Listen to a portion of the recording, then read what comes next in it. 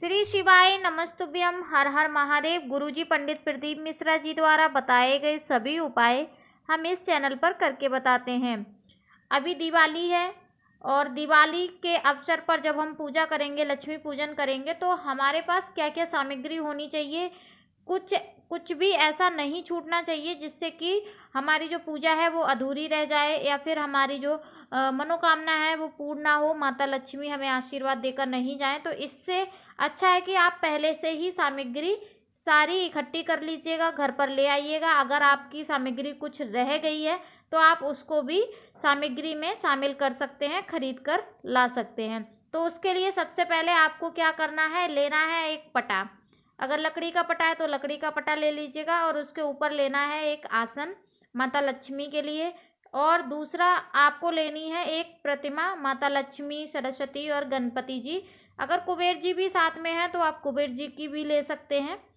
और किसी किसी के यहाँ कलश स्थापना होती है तो उसके लिए आप नारियल ले लीजिएगा।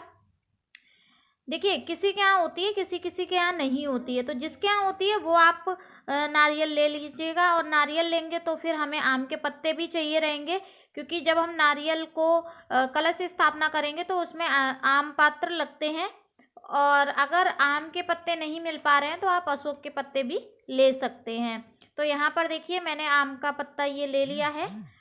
और अब उसके बाद चलते हैं, ये देखिए, आम के पत्ते आप ताज़े ही लेकर आइएगा, जो कि अच्छे लगते हैं देखने में और सूखते भी नहीं है जल्दी से।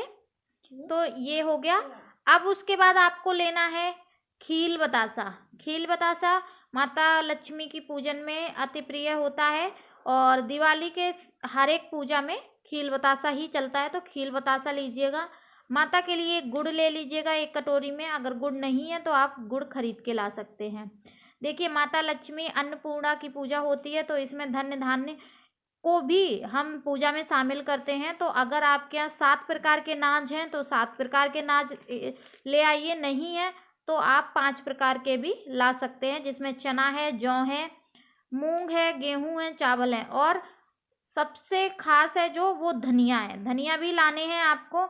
साथ ही साथ जो आपने सोना चांदी खरीदा है धनतेरस पर वो भी रख लीजिएगा, उसकी भी पूजा करनी जरूरी है। अब आपने जो एक थाली धनतेरस पर पूजा की थी ना, उसी थाली में क्या करना है, सामान रख लेना है। गणपति जी के लिए जनेऊ ले लीजिएगा, हल्दी के टुकड़े 5 ले लीजिएगा, कमल गट्टे 5 ले लीजिएगा, पीले चावल, जो चावल अच्छत होते हैं, खंडित नहीं होने चाहिए वो चावल, आप हल्दी थोड़ी सी मिक्स कर लीजिए तो पीले चावल हो जाएंगे। वस्त्र स्वरूप कलावा ले लीजिएगा और पान के पत्ते लीजिएगा, सुपारी ले लीजिएगा, माता के लिए ओढ़नी ले लीजिएगा, चुनरी अगर आप ले सके तो चुनरी ले लीजिएगा। उसके साथ साथ ये माता के लिए भोग, अभी मैंने मिश्री रखा है। आपने जो पकवान बनाए हैं घर में, रसगुल्ले, बर्फी या जो भी मिष्ठान खरीद के लाए हैं वो रख लीजिए। कमल गट्टे माता को अति प्रिय हैं तो कमल गट्टे भी ले आइए। हो सके, संभव है तो आप कमल के फूल अगर मिल जाते हैं तो कमल के फूल भी ले आइएगा, माता लक्ष्मी को अति प्रिय हैं। उसके साथ साथ ये देखिए, ये अगर आपके पास कमल के फूल नहीं मिल पा रहे हैं तो जो हमारे नॉर्मल फूल होते हैं लाल पीले, वो भी ला सकते हैं। तो ये फूल है। और अगर गेंदा के हो सकते हैं तो फूल कोशिश करिएगा उसी दिन लेकर आइएगा फूल, क्योंकि जो बासे फूल होते हैं वो नहीं चढ़ाए जाते हैं, उससे हमें फल नहीं मिलता है बल्कि श्राप मिलता है। ठीक है, तो ताजे ही फूल चढ़ाइए। बासे फूल चढ़ाने का हमारे जो विधि विधान में नहीं है। घी का दीपक ले लीजिएगा, घी के दीपक ही जलाने हैं, 5 दीपक घी के जलाने हैं आपको। और हाँ, जो धनतेरस पे आपने सिक्कों की पूजा की थी, जो 2 सिक्के थे कलावा लगे हुए, वो सिक्के भी रख लीजिएगा, उनकी भी पूजन करनी है। एक बड़ा दीपक ले लीजिएगा जिससे कि एक दीपक पूरी रात जलेगा, एक घी का दीपक जलेगा और एक तेल का दीपक जलेगा। तो घी का दीपक किधर जलेगा, तेल का दीपक किधर जलेगा, ये मैं अगली वीडियो में बताऊंगी आपको।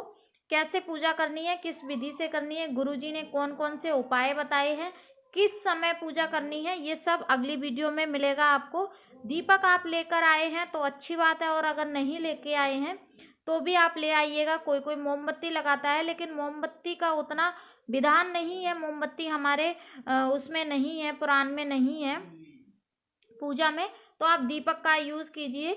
और दीपक तेल के जलाइए या घी के जलाइए, कोई फर्क नहीं पड़ता। ये देखिए, हाँ 5 दीपक आपको घी के जलाने ही पड़ेंगे माता के चरण पादुका ले आइएगा, रंगोली वगैरह ले आइएगा, कुमकुम ले लीजिए। तो ये सामान था।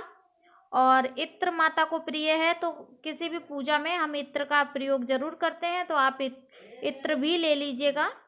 उसके साथ साथ चंदन पाउडर अगर मिलता है तो चंदन पाउडर ले लीजिए, क्योंकि हरि को चंदन बहुत प्रिय है। और माता लक्ष्मी की जब हम पूजन करेंगे तो हरि को भी हम याद करेंगे, हरि का भी पूजन करेंगे, क्योंकि अगर हम किसी भी पत्नी को पूछते हैं तो सबसे पहले उसके पति को भी पूछना पड़ता है, तभी पूर्ण आशीर्वाद मिलता है। तो हरि नारायण को भूलिएगा मत बिल्कुल भी, उनका भी पूजन करना रहेगा। ठीक है, इस दीपक में हम तेल का दीपक जलाएंगे और जो एक दूसरा दीपक रहेगा वो घी का जलाएंगे।